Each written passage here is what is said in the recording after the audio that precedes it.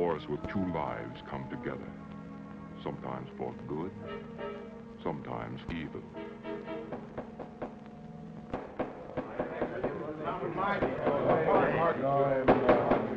I say, Williams, is rather green on there. I'm definitely against it. We have our stockholders to answer to.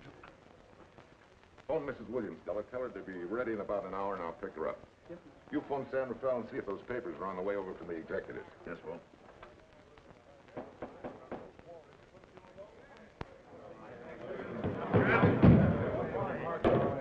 Well, Mr. Darcy, what's the score, 9? I'm afraid it is, Walt. If you think you can persuade them to change their minds, go right ahead. Gentlemen, I never interfere stock issues, dividends, or anything else in your department. I must run my department with no interference. Either I know why and when I need more factory space, or you need another boy. And that's all right with me, too. Because I can take these plants and pick my own spot in the motor production field. You won't have to worry so much about dividends. There won't be many. Hold on. I'm sure none of us want to lose Walt. Or our dividends. Why don't you say we take another vote? Now, all in favor of buying the 3 new factories signify by saying aye. Aye. Aye. Aye. Aye. Aye. Aye. And unanimous vote. Congratulations, Walt. Congratulate the board. They're the winners. Williams, if these factories are so valuable that other companies would jump at the chance to get them, how do you know that you can buy them at the price you quoted us? How do I know? I bought them this morning. Good morning. Della, I was asked to rush this up for Mr. Williams. Get my wife, Della? The maid said she'd gone to the dentist. I gave her the message. Oh, fine. Oh, this just came. Thank you. What about those papers? They're here. Burke's checking them now. Good.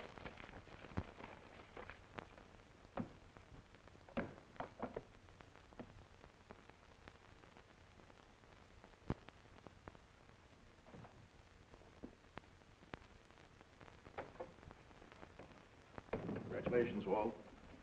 Take a look at Clause 4. Those provisions haven't been clarified yet. Oh, no? I wanted to leave for Tahoe right away. Get Judge Deering on the phone, will you? Never mind. I can get faster action if I run out to San Rafael myself and stick with them till they're right. Yeah? Mrs. Williams on 3. Oh, put the blueprints of that new diesel in, will you? I want Jackson to see him. Hi, Duchess. I'm afraid now we won't be able to leave till about 5 o'clock. What? You're not going with me? But I counted on it.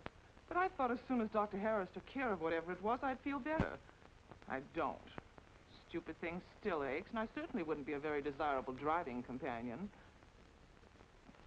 No, seriously, darling, you run along and buy your little factories and hurry home. I'll send you an egg to the office. And cheat me out of my goodbye kiss? Not a chance.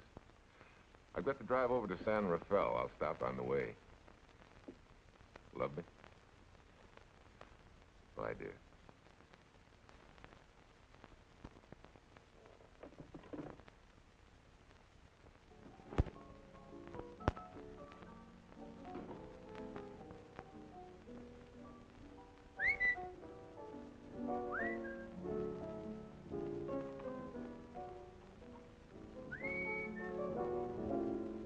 How do you expect me to whistle through a toothache?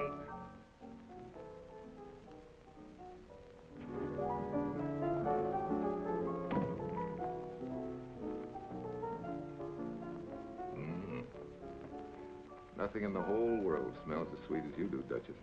Certainly don't feel sweet. I was grouchy as an old bear. Well, old Doc Williams can give you something to fix that. Close your eyes. Relax a minute. Take a look at that, see if you don't feel better. Oh, Walt. Oh, darling, it's beautiful.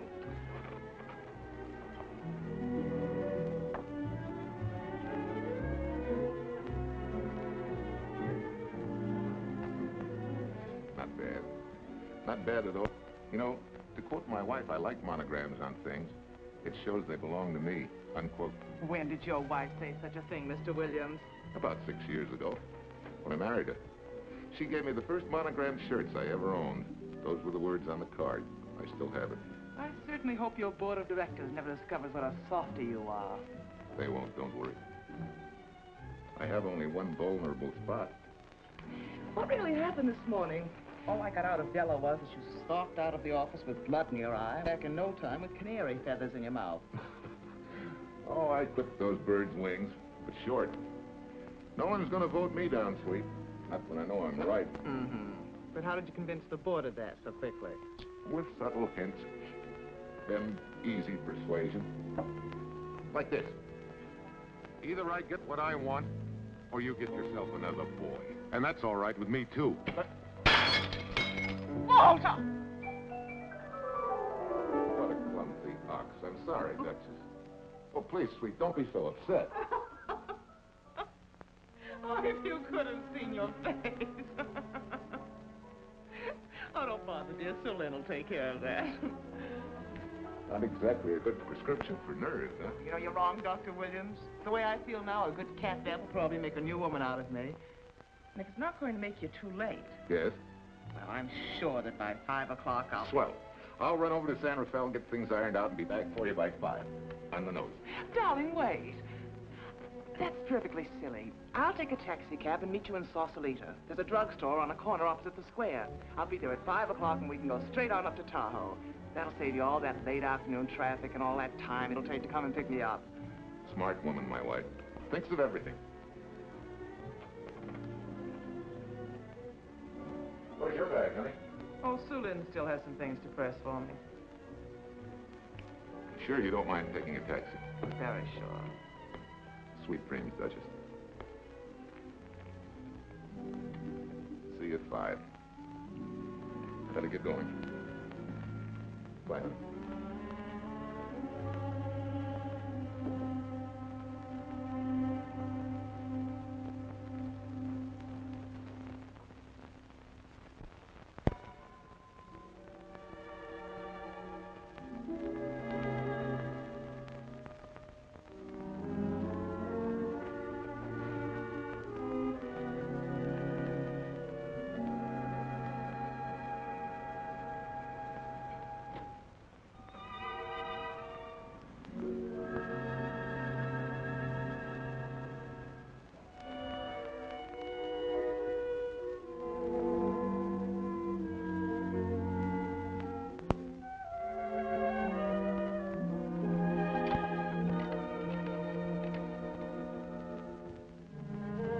Long distance? On Berkeley 79721. Hello. Ah. Hiya, beautiful. Yeah.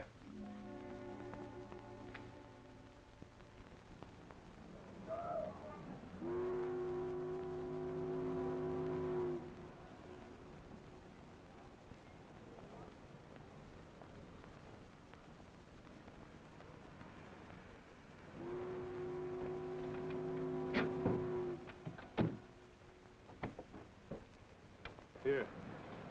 Don't forget, turn this stuff over to a bellboy at the airport hotel in Oakland. Tell him to hold it for Jack Burns. Jack Burns, the airport hotel. That's right, I'll be checking in later. What do I owe you? $1.15 a here. All this stuff back to Oakland. Yeah, here. Buy yourself a new key. Thanks.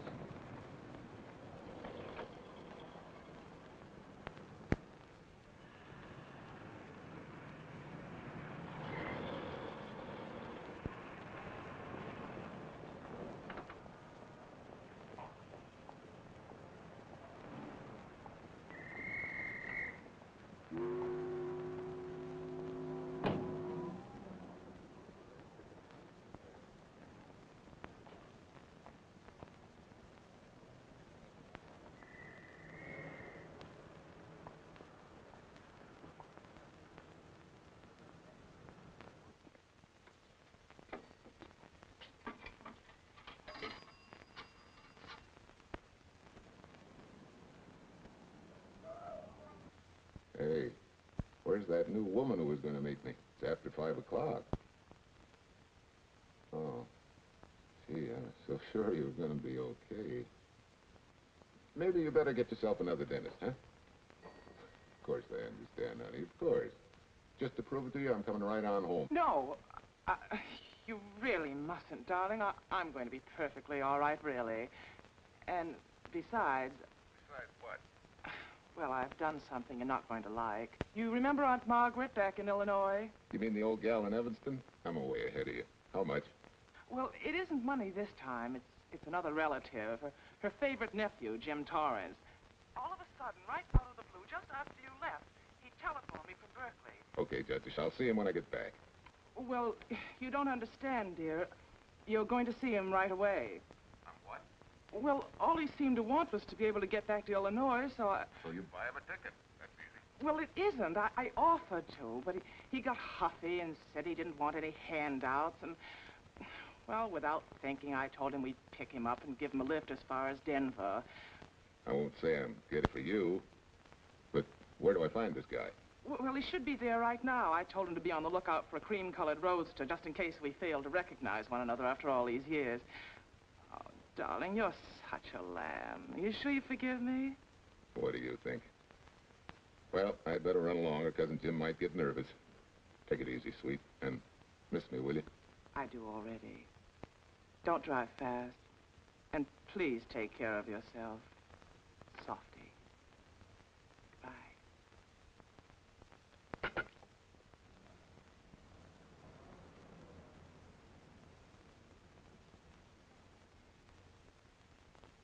Hello, Della.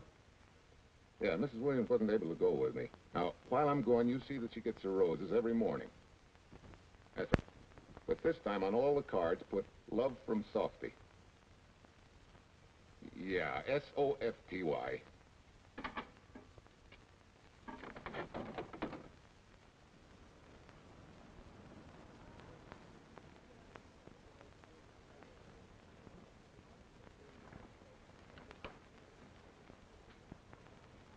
Hello. You must be Jim Torrance. Yeah, that's me. I'm Walt Williams. Hiya, Jim. Hi. Where's Irene?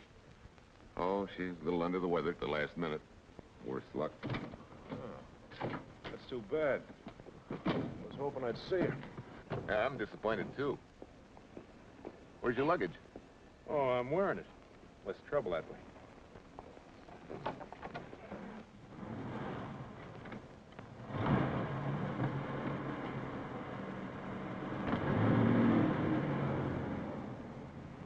Irene tells me you're heading for Illinois. Yeah. Going been a little rough, huh? Haven't exactly been worried about my income tax. What's your line, Jim? Oh, guess I'm a better salesman than anything else. You know, I can give you a couple of letters when you get back to Chicago. It might help you. It's fine. Little in with the top brass never hurts. What outfit were you with? Patton's Third Army. How was it? Rough.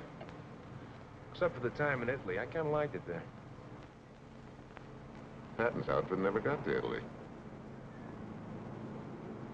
Of course. But most civilians never know or care, and I figured you didn't either.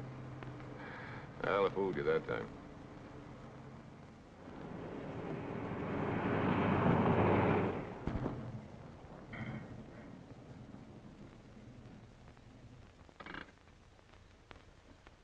Our last chance to chow for a while. How about it? No thanks. I grabbed a hamburger while I was waiting for you. I can still taste the harness.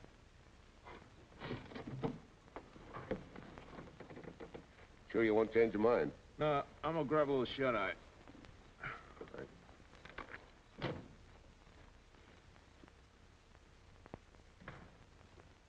Chicken sandwich and a Coke.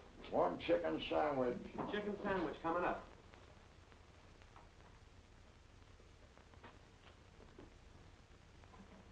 Give me change for $1, will you? Yes, sir.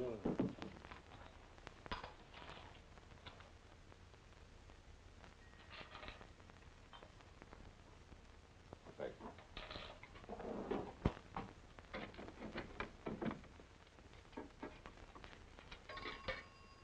San Francisco. Klondike 2, 6714.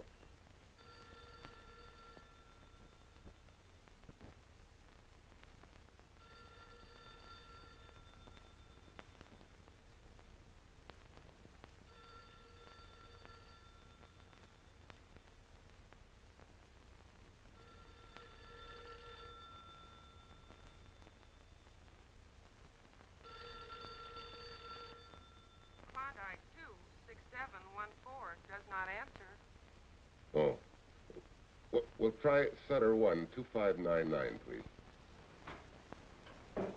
Bayview Apartments. Oh, yes, Mr. Williams. No, your maid isn't there tonight, sir.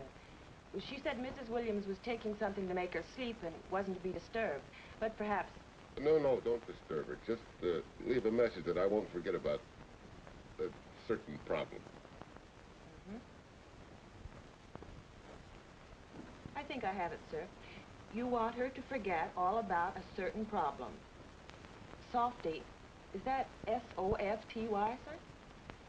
Softy is going to take care of it thoroughly. Is that all? Yes, that's all. She'll understand. Be sure she gets it the first thing in the morning. Right.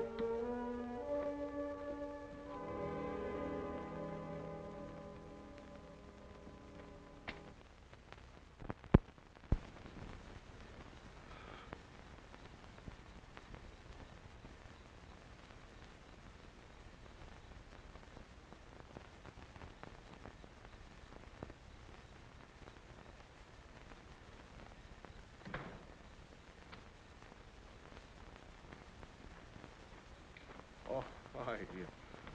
It's been so long since I've been behind the wheel of anything but a Caterpillar or a Jeep. I had to find out what a real buggy feels like. Why don't you drive for a while? Oh, swell. Nothing would suit me better.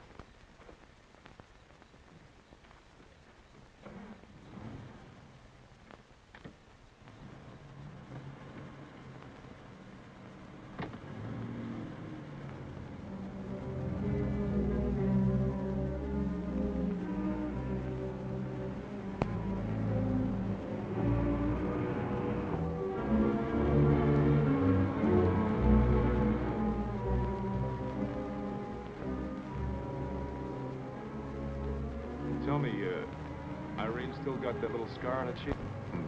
The one she got from the fall? Yeah. You can hardly see it now, though. How'd you know about that? She just got it last summer. Thought you said you hadn't seen her for years. Oh, from Aunt Margaret, of course. How else? She always sends me the news in her letters.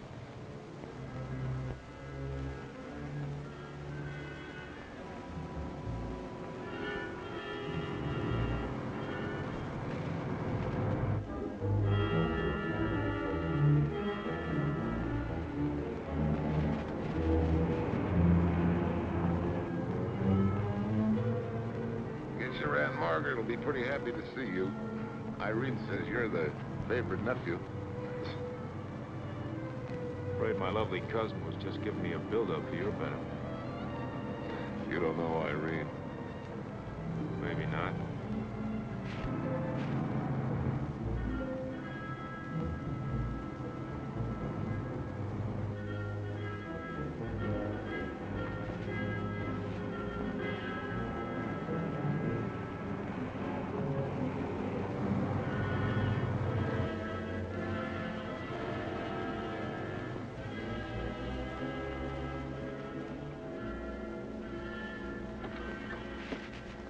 What's the matter? I think we got a flat.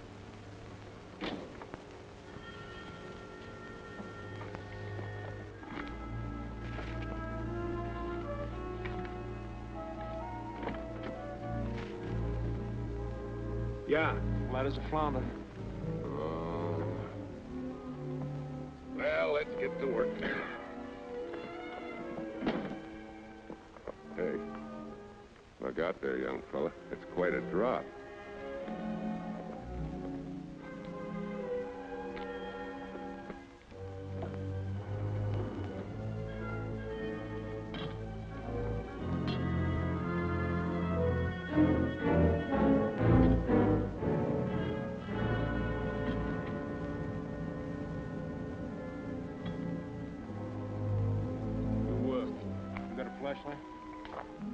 I think I have.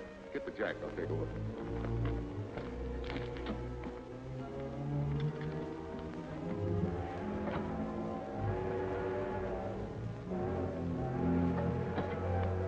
Did you find it? Yeah. Yeah, it won't be long now.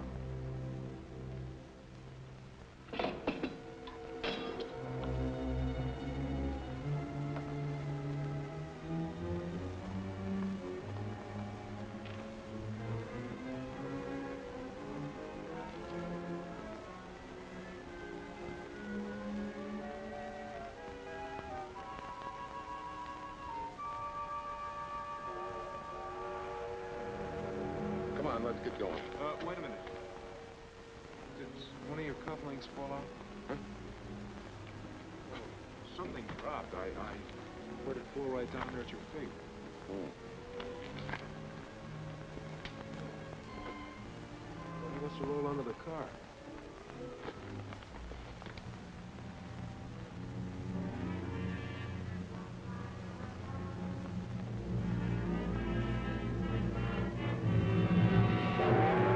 Irene and me, sucker!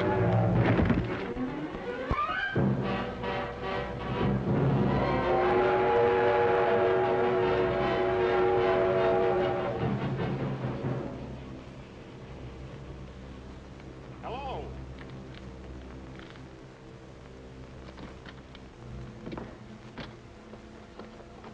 Need a hand? No. I'm all set now. Okay. Good night.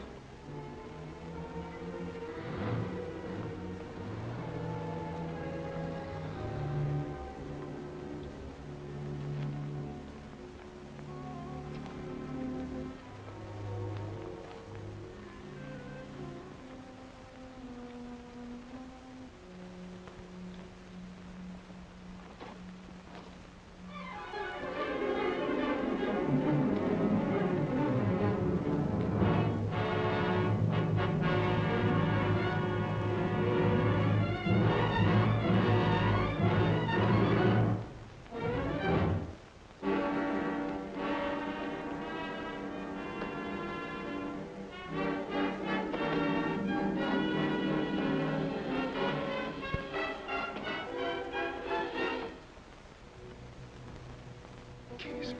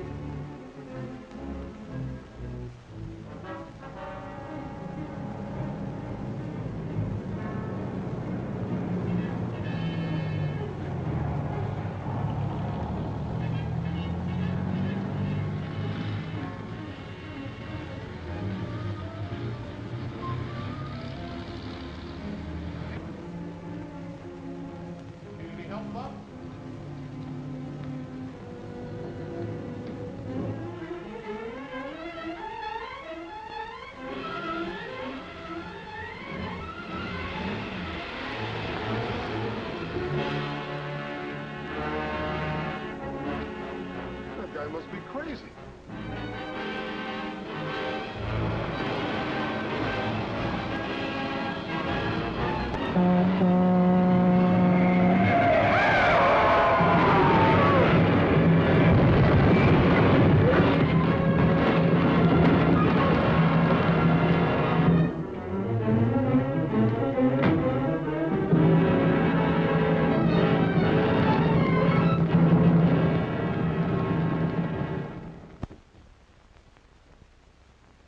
Now, in case my husband should be late and have to rush for his plane, this will be taken care of. Thank you. Tell Mrs. Burns at 3:02.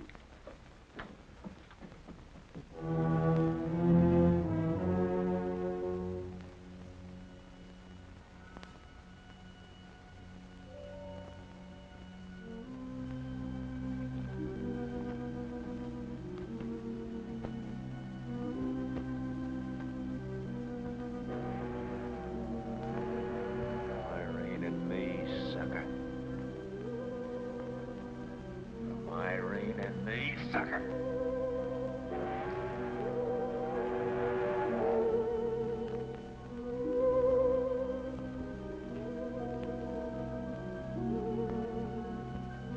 care of yourself. Softy. Softy.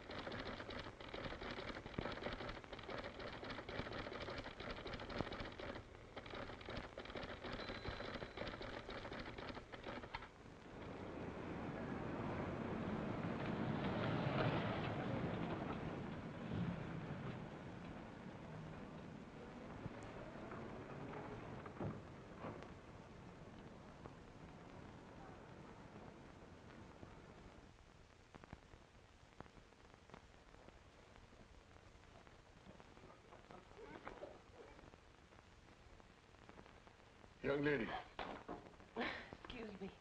I want to see Mrs. Walter Williams. I'm sorry, sir, but she left orders not to be disturbed. I'm sorry, too. Lieutenant, this is the police department.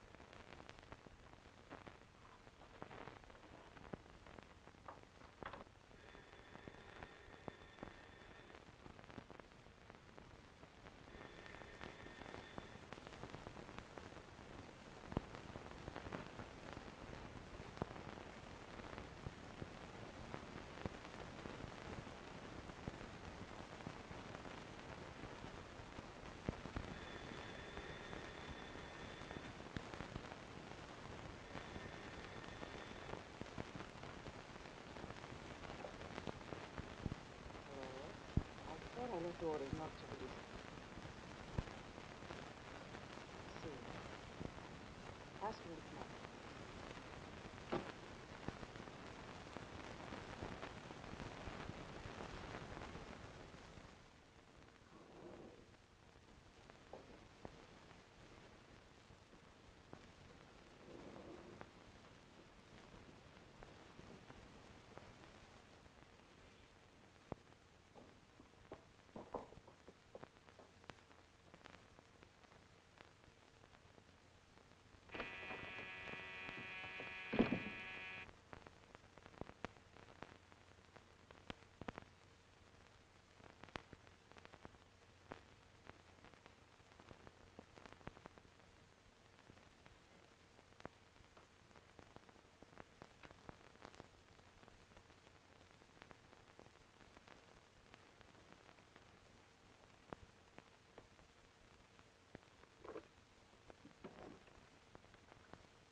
Yes? I'm Lieutenant Quincy with the police department. I'm sorry to disturb you at this hour, but... may I come in? Of course.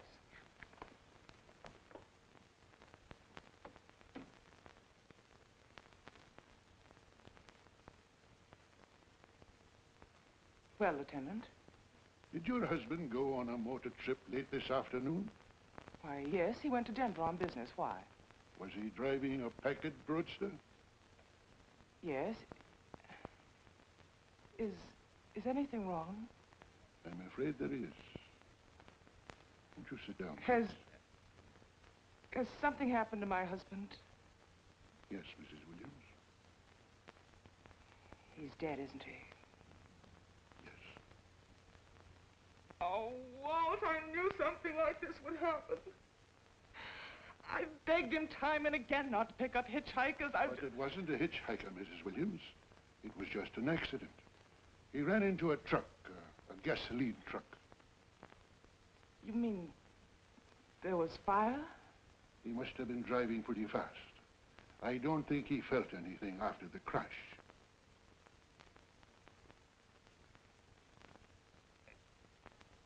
If there's nothing more you need me for, Lieutenant, I think I understand. And may I say you've taken this with a great deal of courage. Good night, Mrs. Williams.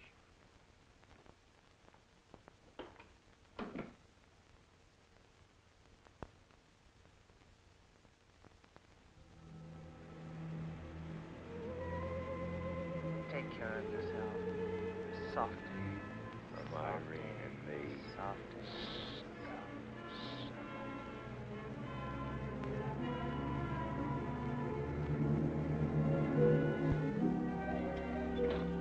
Ready? Yeah. That Williams must have been quite a guy. Yeah, he went to work for Universal Motors as a sheet metal worker. Mm-hmm. Less than 10 years, he's their top production man. Well, he sure went out in a blaze of glory. Yeah. Well, let's go.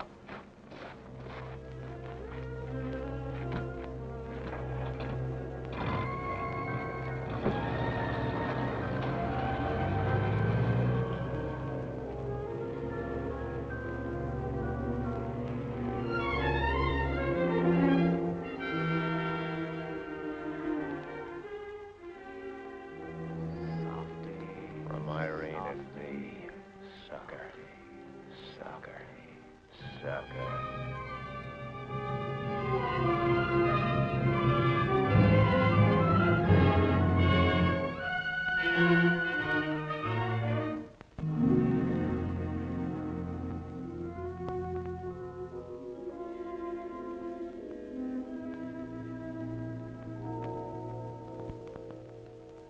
Well, could Mr. Burns have taken a later plane and still make connections for Mexico City?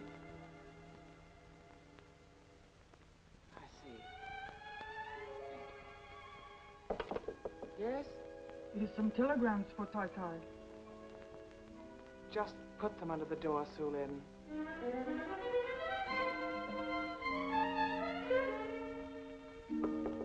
Please, Tai Tai, a policeman Quincy most anxious to see you.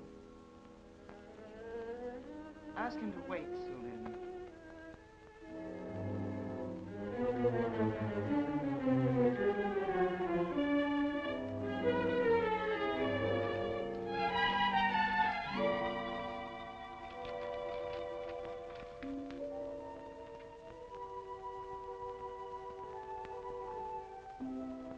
Mrs. Williams will see you presently. Will wait, please.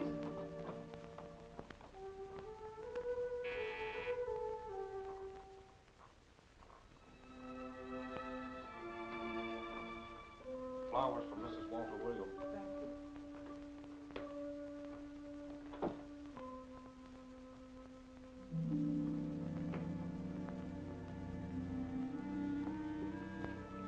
Roses like Mr. Williams always sending when he's away. You seem to have been very fond of Mr. Williams. Sulin is honored to have served him 5 years, and he... I'm sorry to keep you waiting, Lieutenant. I wouldn't be disturbing you again if it wasn't necessary. And I would be keeping you but a moment. You're being very considerate. Won't you sit down?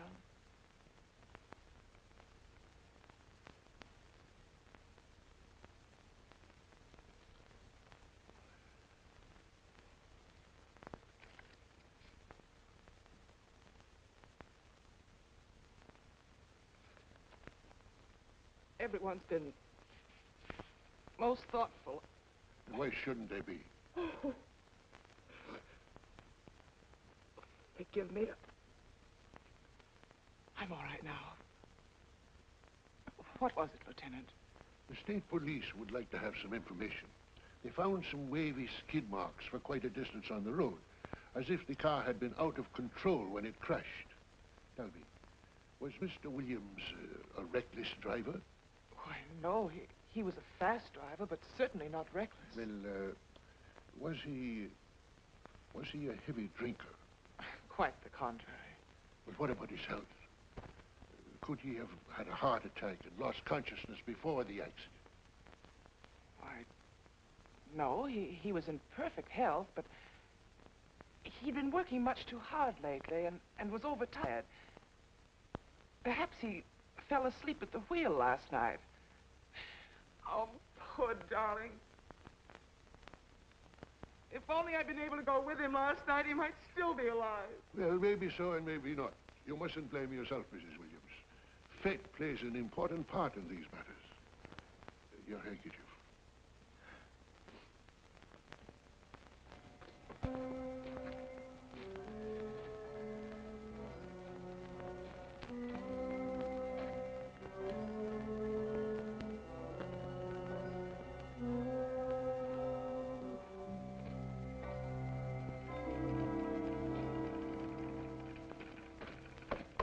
When's the next train to San Francisco? 10 a.m. tomorrow. You sure there isn't one sooner? No, I'm sorry.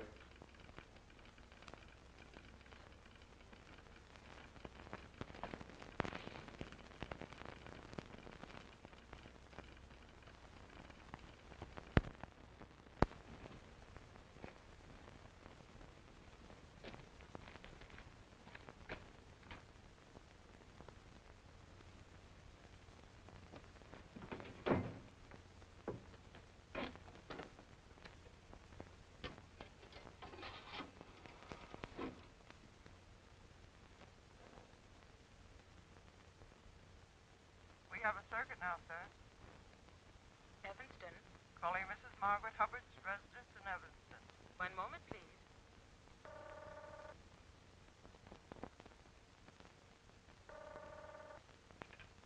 Hello?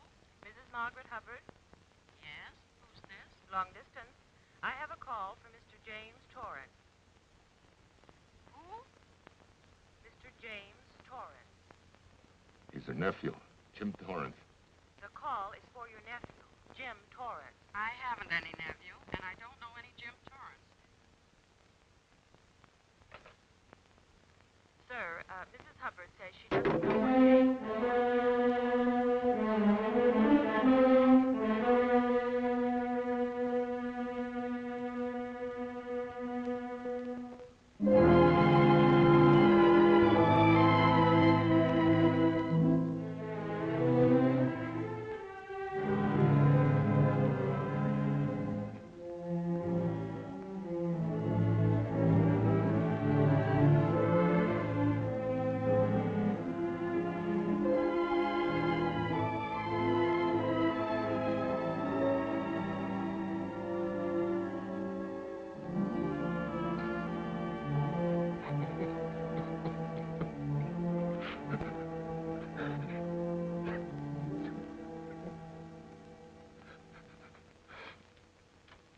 What's the matter, son?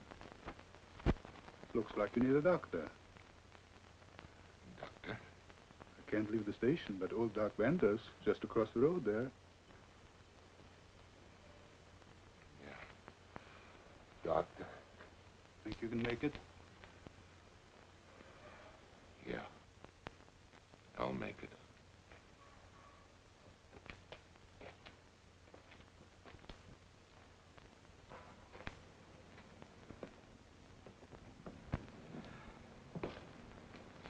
Now, take it easy, man.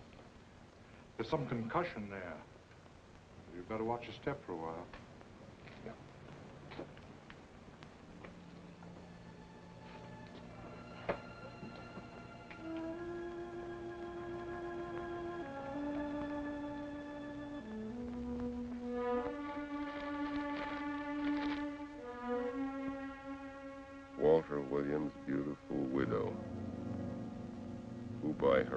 request sat alone in the family alcove during the service.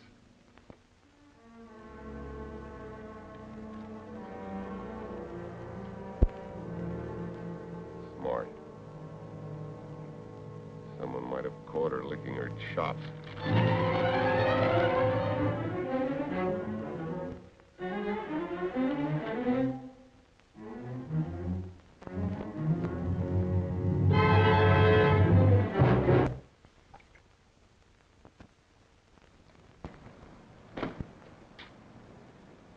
Hey, what's that? Walter Williams. Hey, ain't that the guy that... For the love of Mike, what's that briefcase doing here? He's dead.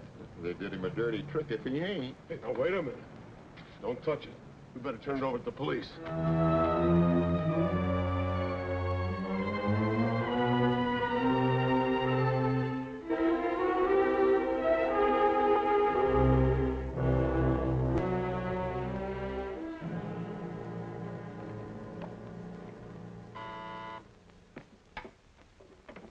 Homicide, Captain Callahan.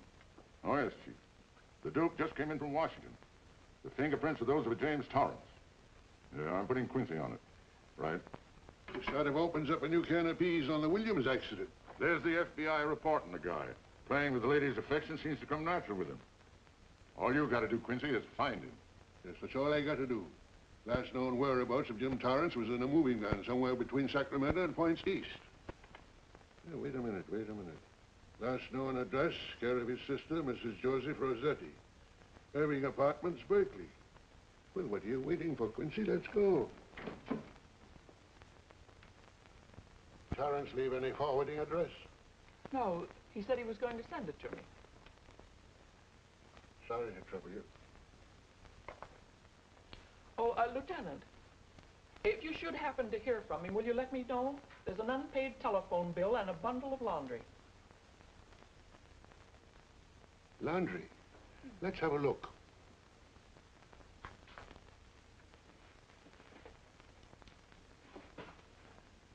I may have to take this along with me. Not without a receipt, you don't. You mean you don't trust the police? In my business, you don't trust anybody.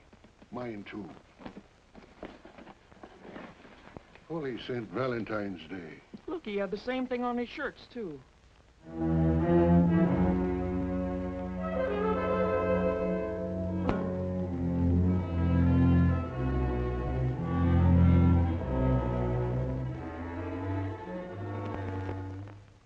Well, romance in your late tenant's life. Did you ever see the lady? You know, I never did. But I always knew when she'd been here, the wonderful perfume. I lay you 10 to 1 she's a rich widow. Could be. Wait, I'll get you his telephone bill. Pretty fancy stuff for a hitchhiker. Yeah, but he's a pretty fancy hitchhiker. According to the shirt maker, a certain lady in the town had these made special. And they're just like her husband's, only his initials were WW. Sort of smells, don't it, Cal? Now take a look at this little item. It was also found in the laundry. I for Irene and W for... Well, it could be for Williams, too, couldn't it? Yeah.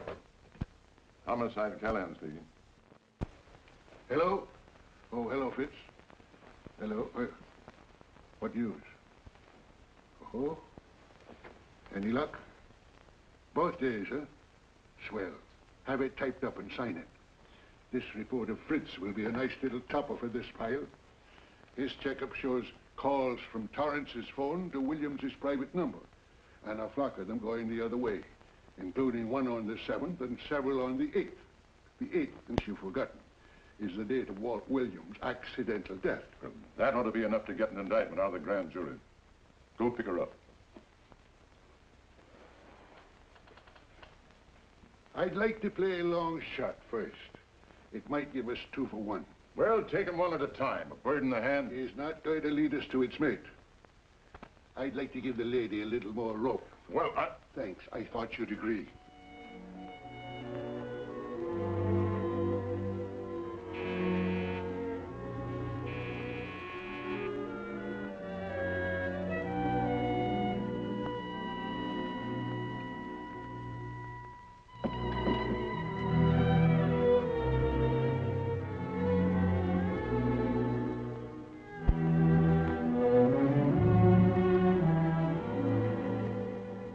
Lieutenant, you just caught me. I'm glad. I have some rather startling news I thought you should know before it hits the headlines. Come in. Thank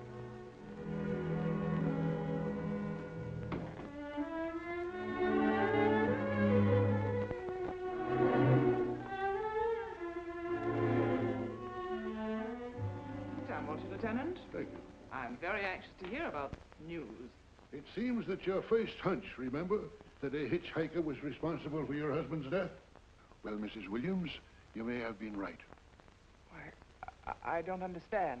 Your husband's briefcase turned up in Kansas City yesterday in a moving van that had stopped at the scene of the accident that night. Apparently, the murderer made his getaway in it.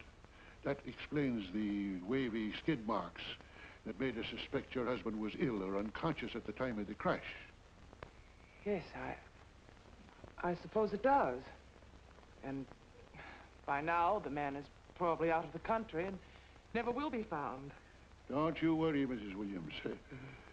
There were fingerprints on that briefcase. And as soon as we get the FBI report from Washington, his identity will be known and his description sent out on police broadcast. Oh, we'll find him all right.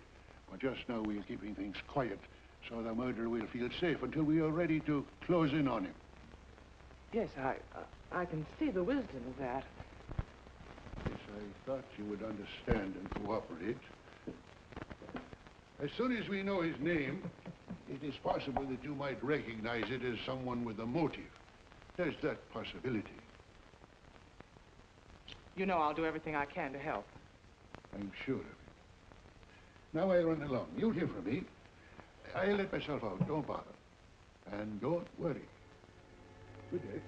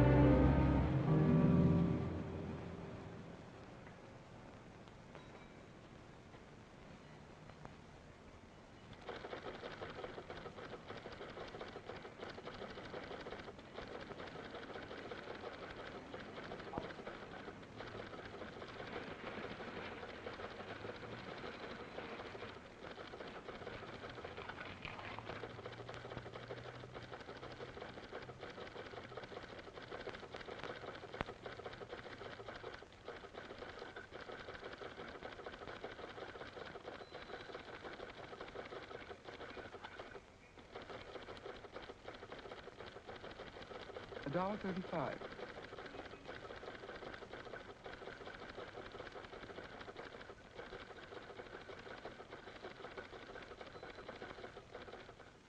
See, everything after the letter J in the first name has been obliterated by heavy writing over it. The only impress letters legible are those between words or before them, like RNS at the end of this name here, and the Hotel Santa here before the word Evanston. Well, Tom, don't you think it's about time you retired? Why, there isn't even evidence there of Mrs. Williams' intent to communicate with Torrance. And who do you think she beat a path to the telegraph office to wire to? The League of Decency? I'll tell you what I think, that you should have brought her in when I first told you to. By the time we get her now, she'll have figured out a way to tip Torrance off. He'll be that much tougher to find. Not unless she's tipped him off from your office. Ernie's got her on ice waiting for you.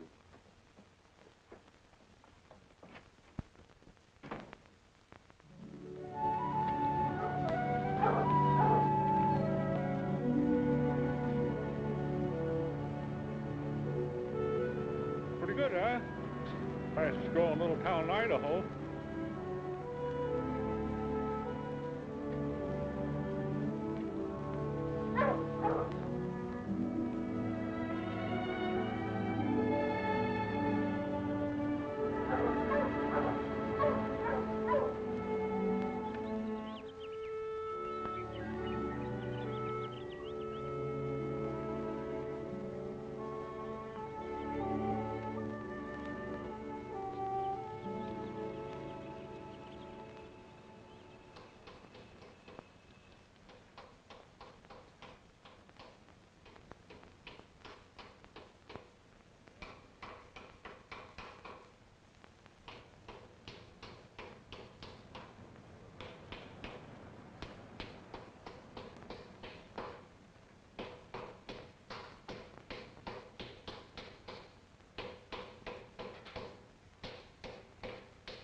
Have a heart, son. You trying to wreck that engine?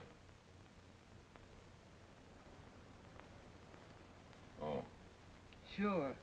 It's a hobby of mine. The way you're going at it, you can't miss.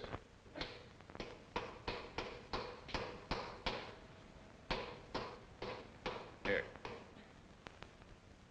I just can't let you ruin that beautiful motor. Start her up.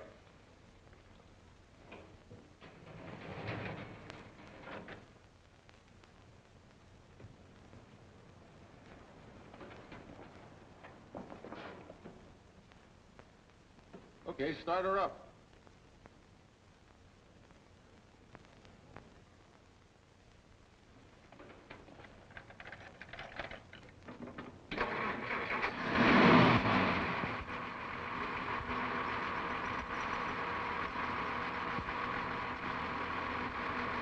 Shut her off.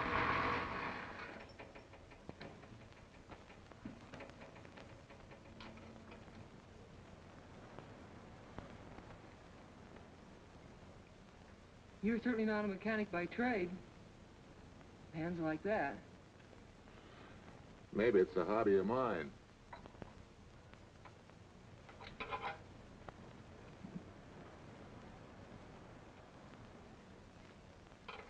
Gee, what happened to your head? Perhaps I was talking when I should have been listening. Okay? Okay by me. A lot, Hill. So long, Marcia. Bye. She's all right now. You better lay off though till the boss gets back. I'm the boss. I guess the new cars are a little bit over my head. Now, with a jalopy, it's different. Aren't there any mechanics around here you can hire? No, they all went over to the new factory in Mansville. I guess they got better wages. Tough break. Yeah. How much do I owe you? Oh, forget it. Well, I'll be shoving along. Well, at least have a cook in the house. You might as well. Marcia, can I use your phone a minute, please? Sure, help yourself, Uncle Ben. Never arranged but what it pours. 650, please. Flat tire this morning. Now the danged engine stalled on me. Nice and cold. Wilson's garage? No, I did not give you the wrong number. Fine thing using my phone to cheat me out of repair bills. Aren't you ashamed? You gave me the wrong number. 650, please. You're a nice girl, Marcia Peters, and your ma's a fine woman. And I'll always buy my gas and oil here. But you ain't never gonna tinker with my car again. Busy?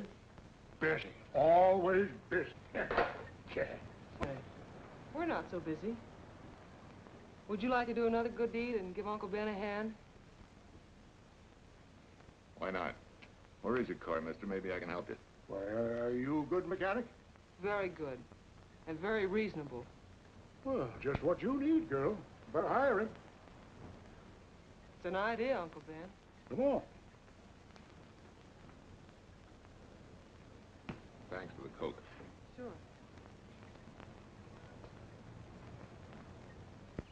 Well, I got Uncle Ben fixed up all right.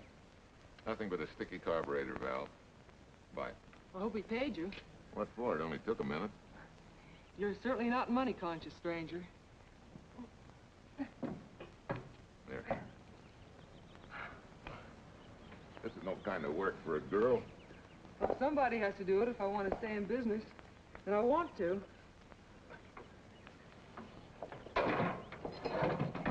Must be some business that you're better suited for. Couldn't you lease this place to somebody? Sure. I did while my husband was overseas. But when he was killed in Okinawa, well, we'd made a lot of plans for the future here. And I had a hunch he'd like it if I took over and tried to make a go of it. Takes more than a hunch to do that. I got along famously. Business had been fine until lately when the help got short. Could be again. I had a good mechanic. Yeah.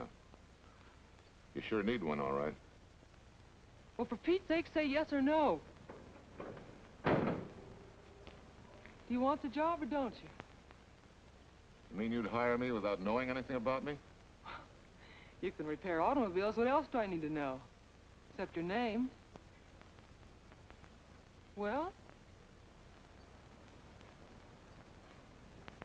Why not? Sure. I'll try it for a while till you get someone permanent. The name's Bill Walker. Okay, Bill, it's a deal. And maybe if business gets real good, you'll want to stay. Oh, don't count on it. Where does this go, on the rack? Yeah.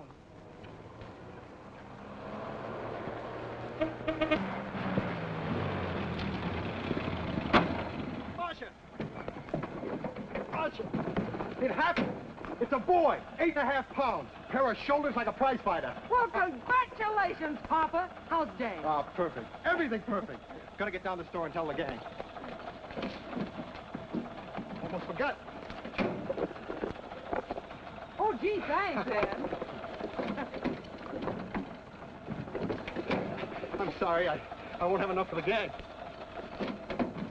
Yippee!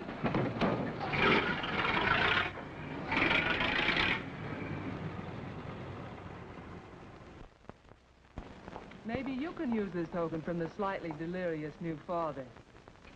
Thanks. Say, we haven't settled the matter of wages yet. Maybe I can't pay your regular salary. Suppose we leave that open till you find out how much I'm worth to the business. Doesn't seem to be any business right now. Might be a good time for me to get rid of this beard and find a place to board. We live right next door. I'll go ask Mom. She'll know of a place. Sort of a peaceful house. I noticed it this morning. Oh, gosh, I forgot. She's down helping Mrs. Wellesley with her canning. Mom finds homes for everything from stray cats... To stray mechanics? Well, you're not a stray anymore. I'll go phone. Burrow, 674, please. Hello, Miss Wellesley. May I speak to Mother? Hi, Mom. I've got some good news for you. I hired a man for the station. Yeah. No. Nobody we know. He's from out of town. Needs to place a board. You got a good one up your sleeve? Okay. Says she has to meet you first to come home for supper.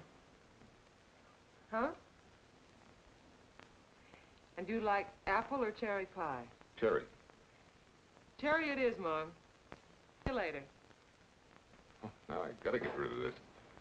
Hey, where's the nearest barber shop? The one and only, just up 2 blocks. Tell Judd you're working for me. When you get back, we'll close up and go home. Thanks.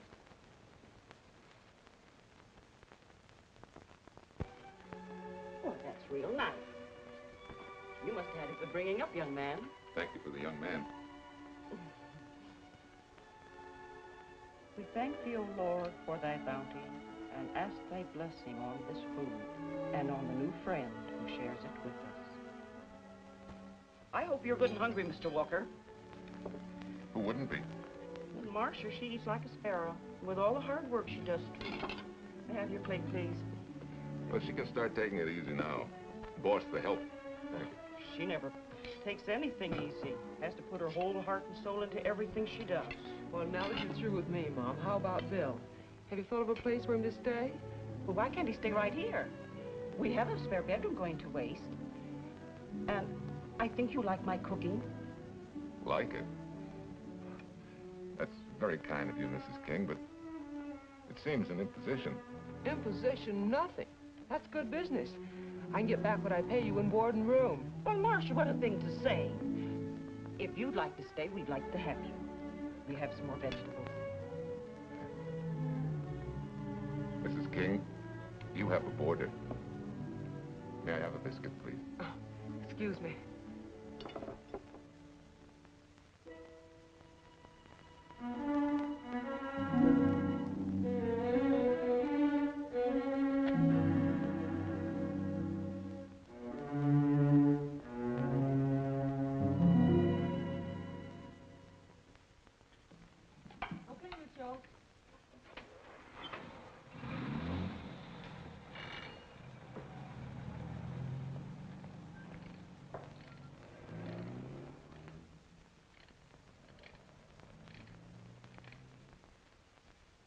It's wonderful the way tools seem to come alive in your hands. You seem to sort of come alive, too. As though you got real pleasure out of working with them. I do. When you're doing a job with them, you can't think of anything else. Bill, if something's bothering you, why don't you get rid of it? What would you prescribe, Doctor? Amputation. Or that stupid chip on your shoulder.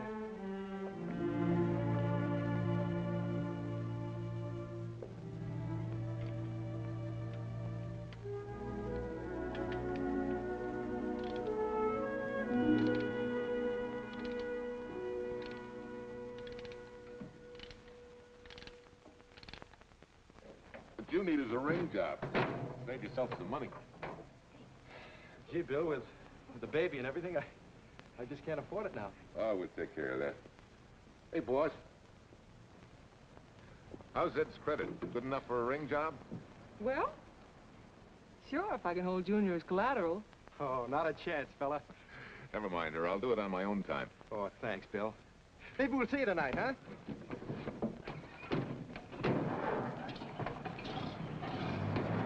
Some shoulders, huh? Yeah.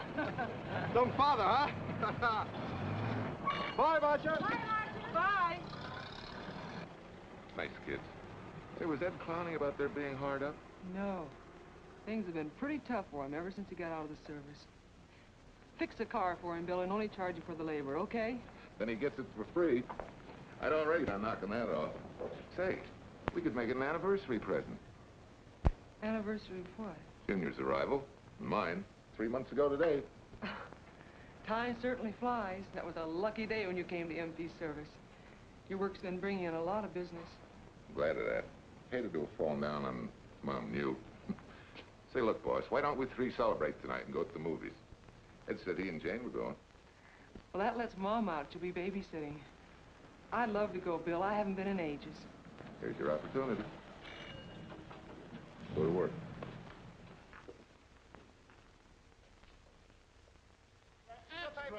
Irene Williams, held for murder. Read all extra. This is Sheila Graham with the latest news of the shocking Williams murder case. While beautiful Irene Williams is held for trial, charged with conspiring to kill her late husband, the police are searching for James Torrance, believed to be the lover of Mrs. Williams and her partner in the horrible murder of Walter Williams.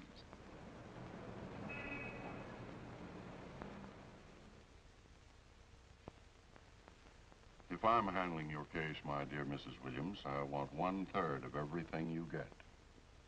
You're out of your mind. You don't realize what I'll get as Walt's widow. Perhaps you don't realize the spot you're in. Torrance's fingerprints were found not only on your husband's briefcase, but, in a manner of speaking, on your reputation as well.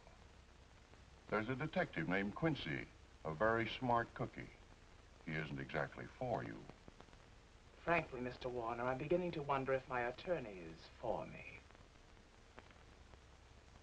Underestimating the enemy's ammunition would scarcely be wise. Now, if we can get to trial before Torrance is found, he'll never get a conviction. But... But what? If he shows up, we may have to fry him. Oh, no. Let's not cross that bridge until we have to. But if it comes to a choice, we're not going to burn, are we?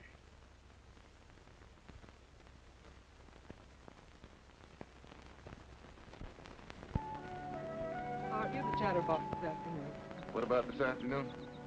Oh, I'm sorry, boss. I guess it was wool gathering. You're supposed to do that in the spring. Is there anything you don't know? Yes. What's San Francisco got that we haven't? Better newspapers, for one thing. Anyway, California's supposed to be the land of opportunity. I thought that by now you liked it here. I do. Very much. It's a good town. Nice people. Swell boss. Thanks. We like you, too.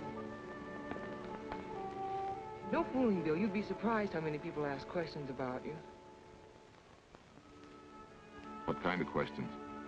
Oh, where you came from, do you have any family, and do you like it here, and are you going to stay? Al Knox asked me at the movie last night if you wanted to join the volunteer fire department.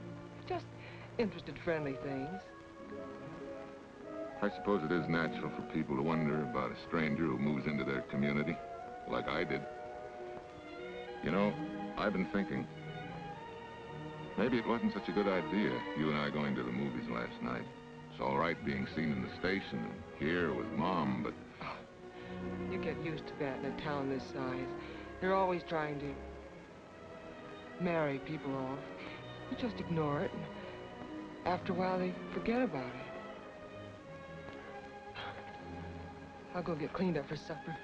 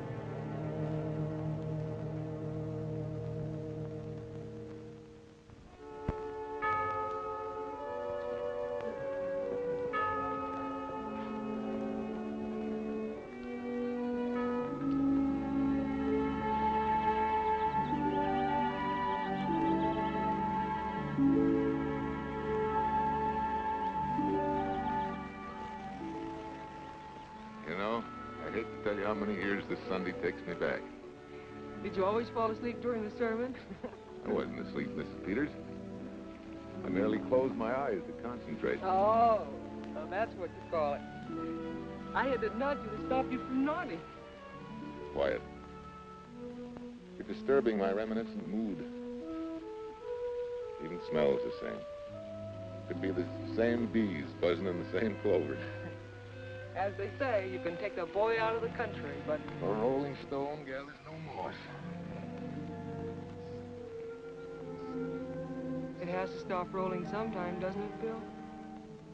Sometime, maybe. We grow a very becoming shade of moss here in Larkspur. Don't you think? You grow a lot of nice things here. Anyone in particular? You'll have to skip the answer to that one. Someone tore it out of the book. You're married, aren't you, Bill? Yep. That's right. You must have loved her very much to have been hurt so deeply. To be so afraid of someone, even yourself. Maybe it's better that way. Then no one gets hurt. Bitterness and hatred hurt everyone. Can't you see, Bill? They're like a wall that shuts out all the sunshine from a garden and lets everything wither. Make room in your heart for something else, can't you? I guess this is my day for sermons. Sorry. As Mom would say, you never get rich minding the other fellow's business. Hey, that's a fire. I'll be seeing you.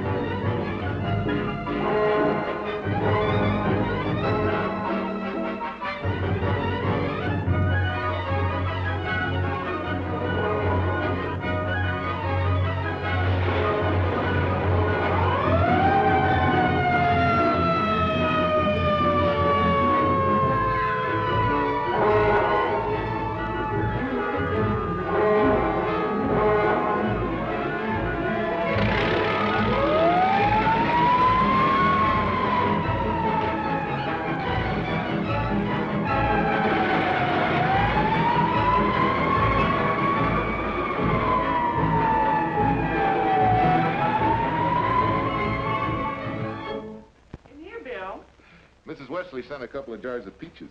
Said you helped her can them. Oh, thank you. When I delivered the doc's car, he insisted that I have a bite with him. Where's the boss? Took the book back to the library for me. Huh? What a day. Hey, what's the idea? Are you darning my socks? Well, I thought a drawer full of holy ones isn't doing you much good. I found them when I put fresh papers in your bureau yesterday. You have a heap of things that need mending, haven't you, son? Does Marcia know? Do you think I'd tell her? This is your problem, Bill. Because I found out about it doesn't give me the right to tell anyone else, not even Marcia. When you trust folks, you trust them, and you give them a chance to work out things the way that seems right to them. How can one little woman be so big? Don't forget, it's a lot easier to be tolerant and understanding at 50 than it is at 25. Yeah, Mom. I'm going next door for a while. Grandma Thompson's ill.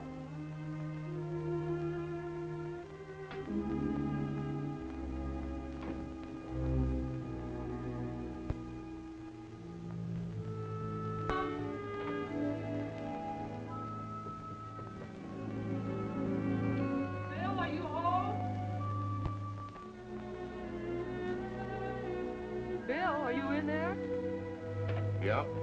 Mom went next door, Marcia. Hi. You work awfully late? Oh, about 6.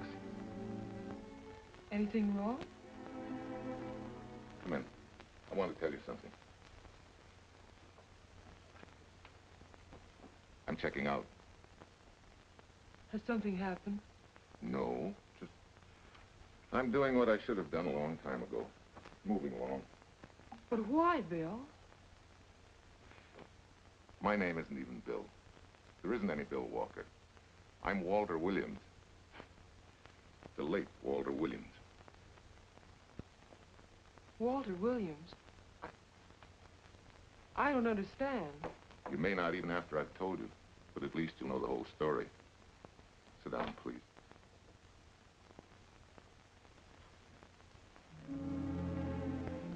Finally, Larkspur. And you. From there on, you know. I'm glad you're going back to make things right. Going back? Wild horses couldn't drag me back. What are you going to do about your wife? Nothing. You're going to let her go to trial for murder? Oh, no, Bill. Why not? She tried to kill me, she and her cousin. But they didn't. Who says they didn't? Let them try and prove it. No matter what your wife did, you can't be tried for something that didn't happen. Oh, Bill, can't you see? You bet I can see. She deserves everything she's getting. Sorry part of it is they'll never convict her. No, Bill. The sorry part is you're not big enough to take a hard jolt to your pride and to your ego. Sure. It hurts to be tricked and cheated by someone you loved and believed in.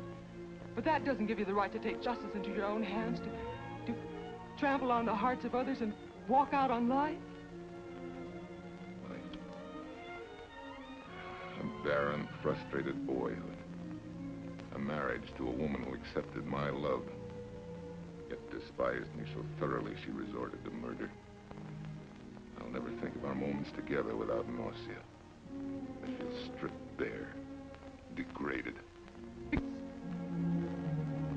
Even me.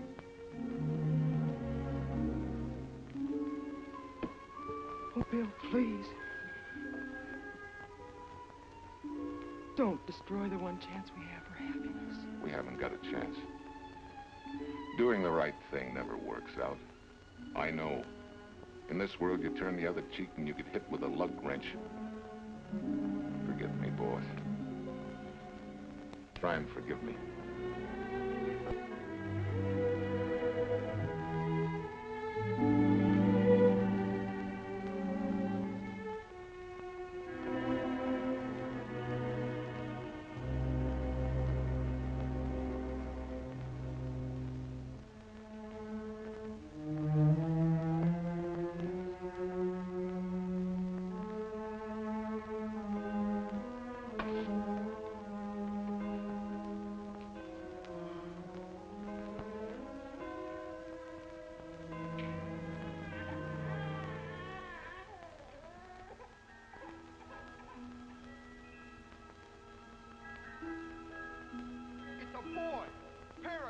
like a prize fighter.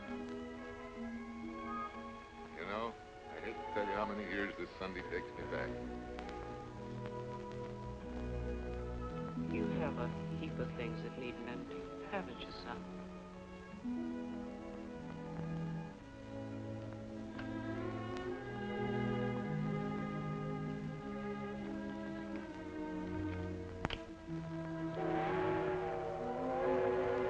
Take care of yourself. Softly.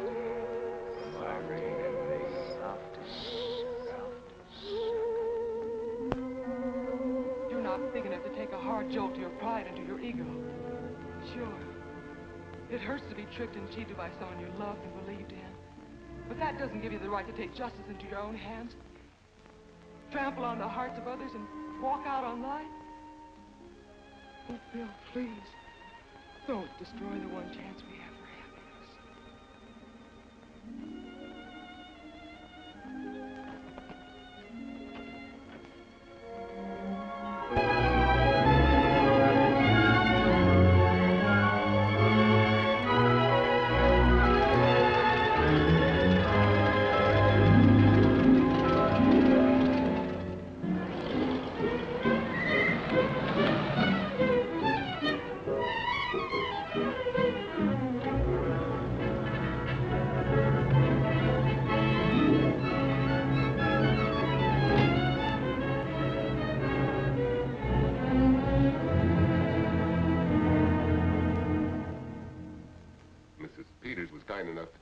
Substantiate at least the Larkspur portion of what I've told you. Very thoughtful of you, Mrs. Peters. Mr. Williams, when you read in the newspaper that the hitchhiker who attacked you had been, well, a close friend of your wife's for some time, it must have been a great shock to you. I didn't come here to discuss my emotional reactions, Lieutenant. If you need me for anything further, Captain, my office will know where to reach me. Let's go, Martha. Just a minute, Mr. Williams. We'll need your signed statement for the grand jury when we ask for your wife's release. It won't take long to be typed. Yeah? All right.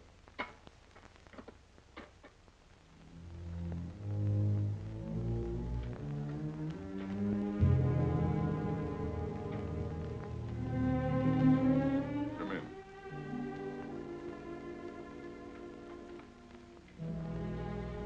Sit down. Mrs. Williams, we have news for you. Really? I can scarcely wait.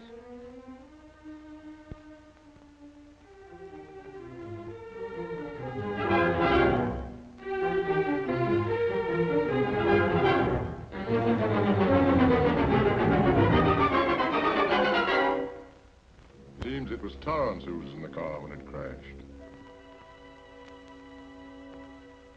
Jim?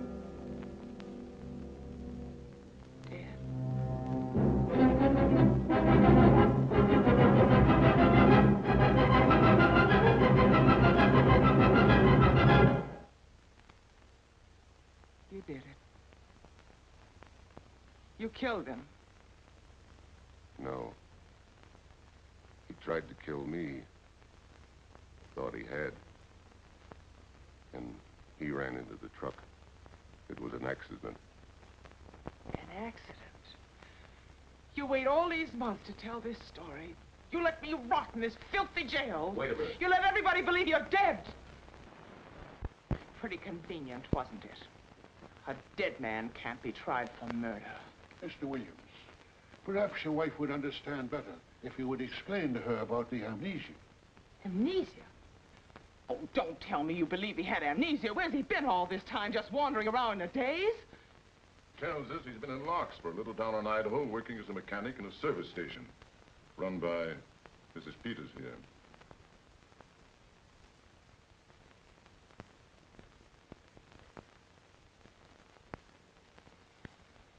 I understand perfectly. Now that my chance for happiness is dead, I suppose you'll demand the divorce I begged you to give me so that I could marry Jim. That's fantastic. Yes, isn't it? After you telling us that the man you picked up was a perfect stranger. Well, that's not true. The time and place for meeting Jim had all been arranged. I must advise you There's a law that a wife can't testify against her husband. There's a law against murder, too, but that didn't stop him, and nothing's going to stop me until I'm through. It's all right with me, Captain. Go on. Talk your head off.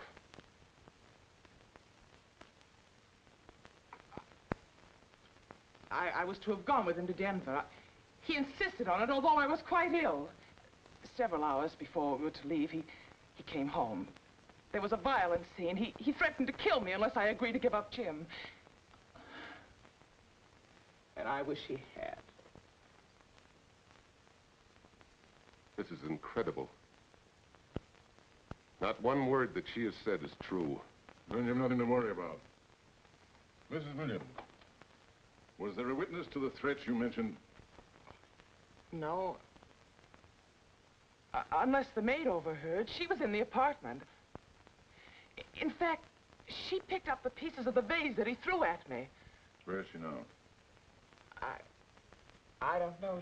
She left me suddenly after all this began. Please, could the questions wait? I feel rather ill. Will you have Mrs. Williams ready for the grand jury at 10 o'clock tomorrow morning? That's all.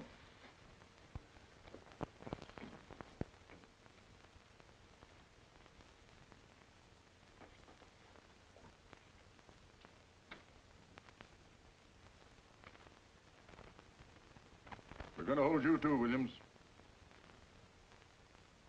On what charge? Suspicion of murder. But he's not guilty of any of these things. Then it should be easy for him to prove it. Take it down and book him. That fiction of Mrs. Williams must have been very convincing. No, we just couldn't buy that yarn you tried to sell us.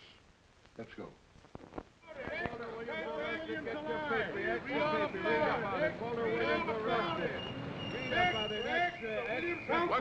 What's three? White, Reed, and murder charge. Extra, get your paper. Walter Williams charged with murdering White Bubba. Extra, get your paper.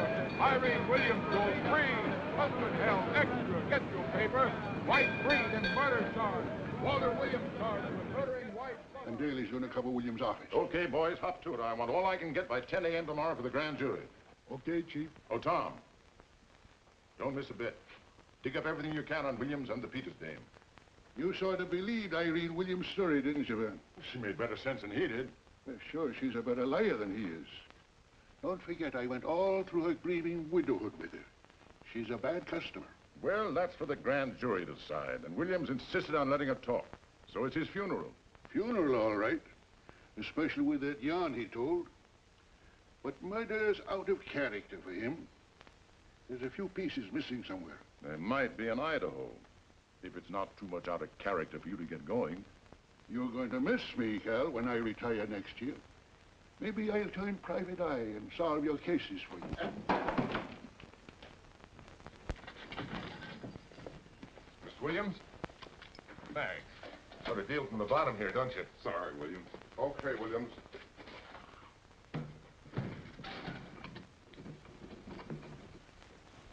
Well, not very good news, judging from your faces. Well, Walt, the grand jury returned indictment against you. Mrs. Williams was released. I see. Now, don't you worry, Walt. We'll have you back at work where you're needed, and in short order. Come on, Eldridge. There's a visitor waiting far more attractive than we old fogies. We're just leaving, Mrs. Peters, but remember, don't hesitate to call on me for anything. Thank you so much.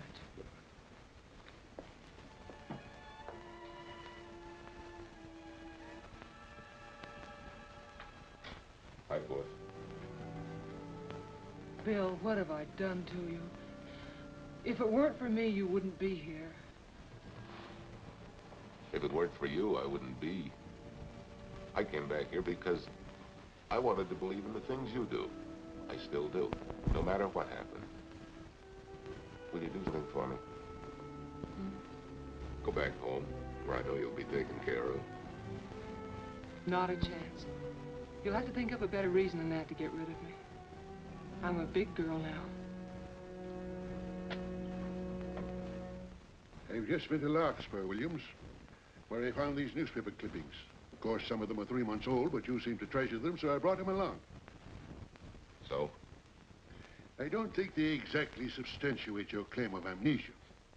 As if you were interested in substantiating any claim of mine. Now, let's get one thing straight.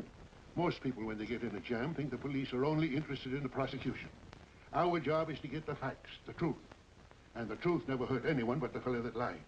Unless he was a beautiful woman. Oh, quit kidding yourself, Williams. You made the boner. I had no more to do with Torrance's death than you did.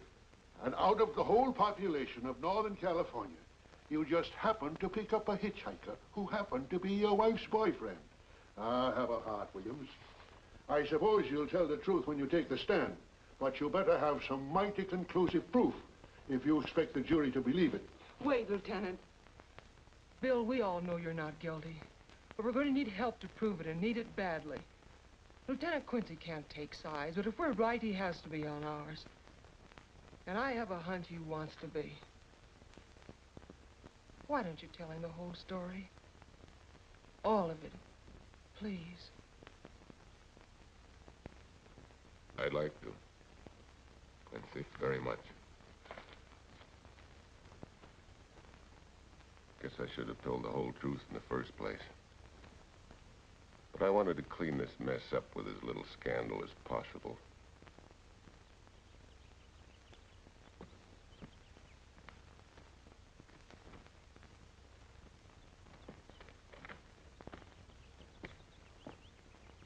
Well?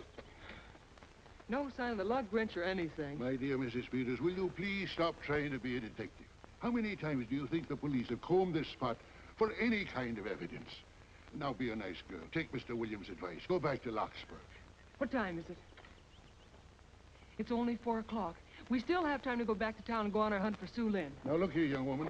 You've had me on the run since early morning. But, Lieutenant, the maid seems to be our only hope now. We've got to keep looking till we find her, that's all. That's all? Wait.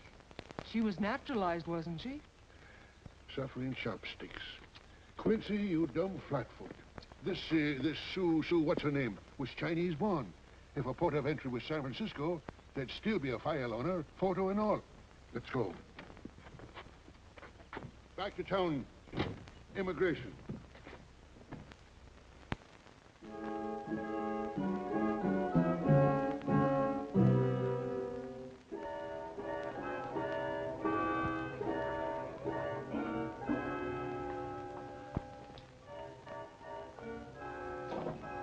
I hope the council has given us the right lead.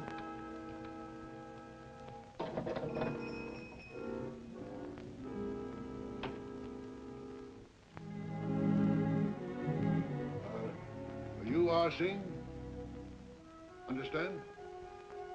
You savvy English? Also French, Italian, and Hebrew. May one ask what is desired? We're looking for Su Ling Chung. The Chinese consul said you were her uncle and might tell us what she is. This daughter of my brother, has she offended the honorable police? Oh, no. They just wanted to ask her some questions about Mr. Williams, the man she used to work for. Ah Sing's heart is heavy that he cannot lead you to her. But things that are not known cannot be told. Well, if you hear anything of her, report it to headquarters.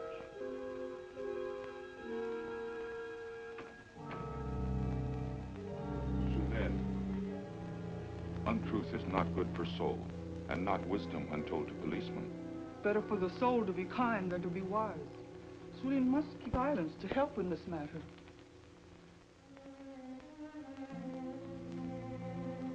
You know, you're quite a gal. In case I haven't told you lately. You just do easily please, that's all. There must be a way out. Why can't we find it? Oh, buck up, boys. Tomorrow, another day. Yes, the day you go to trial. Bill, I'm afraid. And the state intends to prove, beyond any reasonable doubt, that the defendant, Walter Williams, did, with malice aforethought, kill the deceased James Torrance, whom he knew to be his wife's lover. And that with his victim dead beside him, he drove his car into the course of an oncoming truck, jumping clear himself some seconds prior to the crash. And subsequently, he made his getaway in the back of a loaded furniture van. And for 3 months, as Bill Walker, he laughed at justice. would have imprisoned his unfaithful wife for conspiracy in his own murder. But then he decided that being dead cramped his style. He thought he could eat his cake and have it too. So he returned, most anxious to explain his long absence and to right the dreadful mistake that had imprisoned his wife for 3 months. Ladies and gentlemen, it was a cold-blooded, premeditated murder and must be punished to the fullest extent of the law. Call the first witness, please. Captain Callahan, did Walter Williams tell you what suddenly cured his amnesia after 3 months? No, he did not. But he did tell you the man that struck the blow which caused the amnesia was a total stranger, a hitchhiker he had picked up. Yes? And that he knew nothing of this man's identity or relationship with his wife until he suddenly recovered from his amnesia and heard or read the details. That's what he said. That's all. Thank you, Captain. Your witness, Counselor. No questions. No, I saw no signs of amnesia, but definite concussion. He was a bit evasive in answering questions, but not vague or unsure. In your opinion, Doctor, could this head injury have been caused by a fall? Yes, if the head had struck on some object, such as a stone or a metal pipe. That's all, thank you. Your witness. Dr. Bender, are you familiar with a tool known as a lug wrench for changing automobile wheels? I'm afraid I am, sir. I've had a regular epidemic of flat tires lately. Well, then, in your opinion, could this head injury which you treated have been caused by a blow from a lug wrench? Yes, it could have been caused by that, too. Thank you, Doctor. The ones with the earliest dates you will notice are heavily creased, as though they'd been carried in a wallet or a coat pocket. Thank you.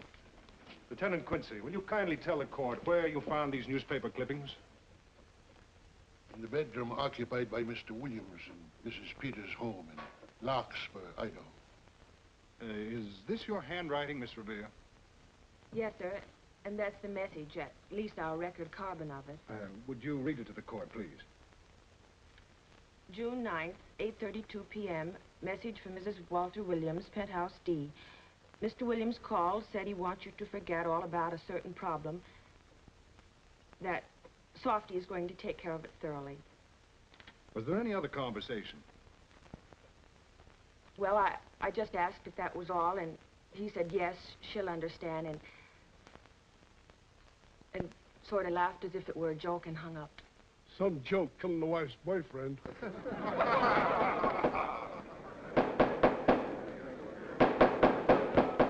of the state versus Walter Williams. All the rounds so far have gone to the prosecution, and it was a grim-faced Williams who was returned to his cell this afternoon. What the score will be after he takes the stand is anybody's guess, but he's going to need some lucky punches to get a decision. And though Torrance struck with intent to kill, after telling you this is from Irene and me, sucker, you still telephoned Illinois to find out if there was a cousin Jim. You are hard to convince, aren't you, Mr. Williams? Is it so incredible that a man should fight against believing such a thing about his wife? Oh, that is very touching. From a husband who planned a trip on which he intended to destroy his wife and did kill her lover. That's a lie. Your Honor, I object to the conclusions drawn by the prosecutor and move that it be stricken from the records. But, Your Honor, there is a corpus delicti, remember, who was your wife's lover. Objection sustained. There's also her own story, which, in front of witnesses, you insisted she tell. And then we have your own two different stories from your own lips. One featuring a perfectly strange hitchhiker, the second an equally strange cousin Jim, without a questionable substantiation for either bit of fiction.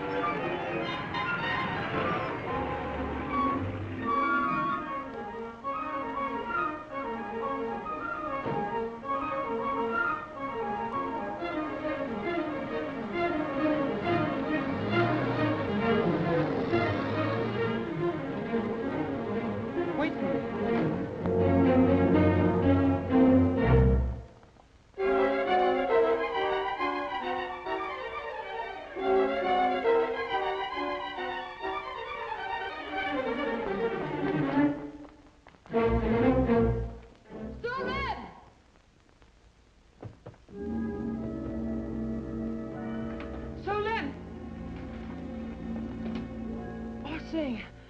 You remember me, don't you? I was here with Lieutenant Quincy from the police department. I just followed Sue Lynn up the stairs. I saw her come in here. You must be mistaken. I'm not mistaken. She's here. I must see her. Oh, Sing, don't you understand? It's to save a man from prison, even from death. I will send her to you.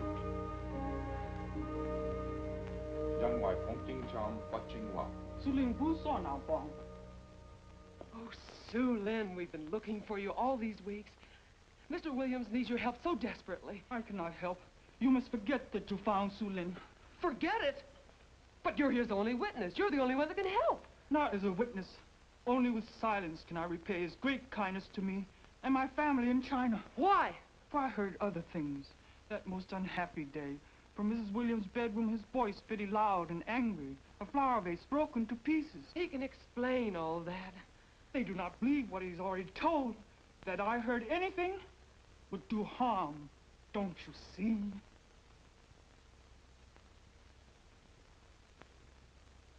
Yes. Much sorrow comes from women who know not honor and truth. And Mrs. Williams, she was not true even to that Torrance man. What made you say that? That night when he was killed, her sickness was but wall of falsehood, behind which she could go secretly to a meeting place. You mean she went out that night? Sue Lynn, are you sure?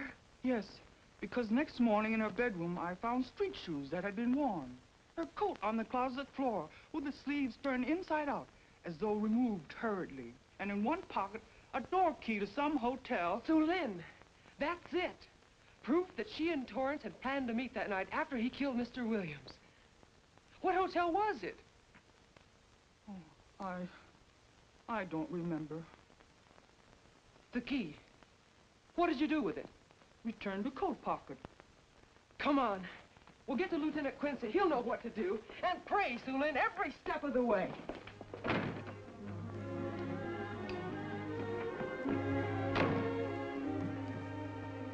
Now hold everything. Even if this long shot don't work out, we'll just keep on pitching.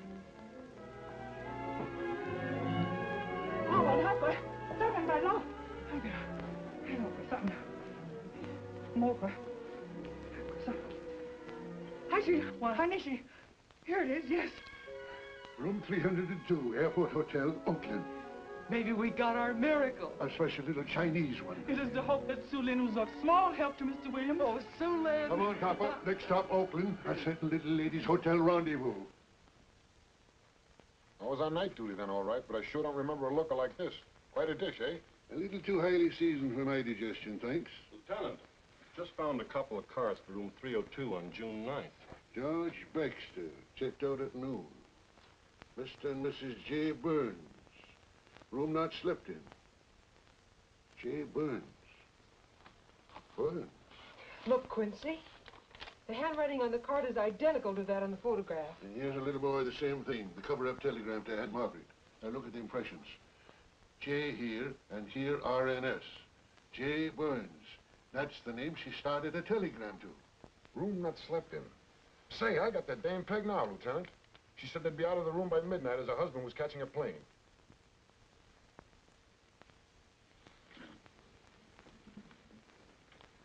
But Quincy... Reservation for Sam Andrews. Yes, sir. This ties it all up, doesn't it? Yeah, like a greased pig. What do you mean? We've got the evidence now, the proof. Of what? Sue Lynn's theory that Irene was playing the field? This evidence only proves that she came here to keep a date with a man named Burns. We can't even prove that he didn't keep the date. But you know he didn't. There wasn't any Burns. It was only a name that she and Torrance used. Fine. If you can prove that, Williams will be free. But none of this will prove it. Sorry, Copper, but we are just up another blind alley.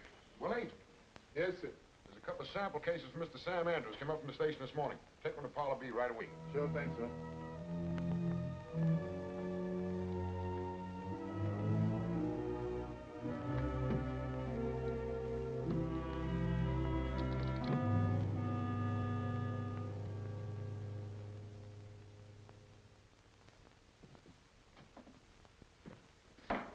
Seated.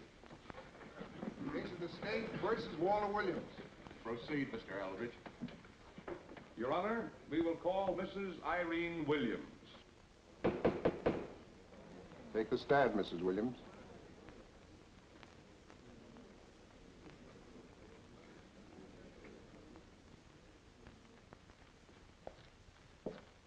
Raise your right hand. You solemnly swear that the testimony you're about to give in this cause to be the truth, the whole truth, and nothing but the truth, help you God? I do. Hey, what cooks? The defense calling her? Mr. Eldridge, what's the purpose in calling this witness?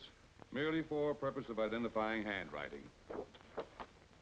Now, Mrs. Williams, this photograph of you... Was stolen from my apartment. So, according to the inscription, to Walt, my adoring and adored husband, Irene, this belongs to Mr. Williams. This is your handwriting, isn't it? Of course. I'm touched that he should have wanted it so badly.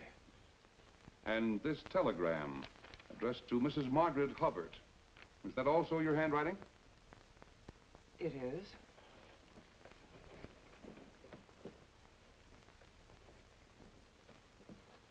No, Mrs. Burns, I mean Mrs. Williams. This photograph is inscribed to Jim, my adoring and adored Irene. Did you write this too? I see no point in all this. Merely answer counsel's questions. Did you write it? I did. And these letters addressed to Mr. James Torrance, did you write them? Yes.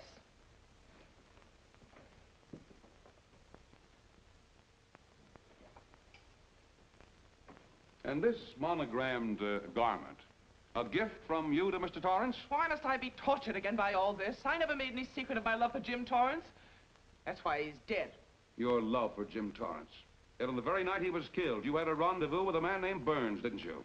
I don't know what you're talking about. I don't know any man named Burns. I was at home that night, very ill. Oh, yes, the sleeping pills. Well, you must walk in your sleep then, for you spent at least part of that night at the airport hotel in Oakland, where you registered for Mr. and Mrs. J. Burns. Don't waste the court's time trying to deny it. This is the registration card that you signed at 9:20 p.m. And there's the room clerk who assigned you to room 302. And this, Mrs. Williams, is the key to room 302, which you very carelessly left in the pocket of a coat which was found in your closet yesterday. All right, I was there. Now you're satisfied. Not quite. This J. Burns, Mrs. Williams, is his first name Jack? Yes.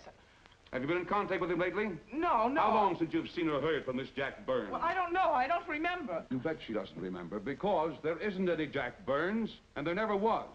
That was an alias for Jim Torrance. And it was Torrance who was to have met you that night, after your charming little plot to kill your husband had been duly executed. It's not true. It's not true. I have bad news for you, Mrs. Williams. I can prove it's true. These pajamas, these letters, this picture, all of which you identified for the court, were found in this suitcase, which is full of the clothes and personal belongings of Mr. James Torrance. And the suitcase was found in the baggage room of the airport hotel, where it's been held since June 9th. And it says on this tag, in large print, hold for Jack Burns. That is all, Mrs. Williams. Just a moment, Mrs. Williams. Your Honor, in view of the evidence presented, we now ask for a dismissal of the state's case against Walter Williams. And we intend to charge Irene Williams with conspiracy to commit murder against her husband, Walter Williams. Oh, no.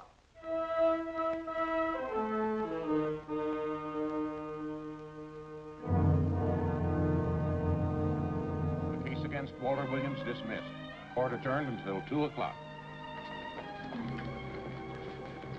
Well, that's that, Walt. Congratulations, Mr. Williams. I haven't the words for it, Quincy, but we could never have made it without you. Ah, sure you could. You know, son, right always wins if you give it a little push, especially when you get a copper like this one to do the pushing. Well, I'll be seeing you. You know, it'll seem kind of strange being able to eat and sleep without someone getting in your hair all the time. Oh, fine, Walt. We're looking forward to having your hand on the wheel again. The Denver plants are waiting for you to open them. You think you can make it in the morning? How about it, Counselor? You bet you can. Oh, good. Well, I'll be running along. Well, you think you like Denver? It's okay by me, boss.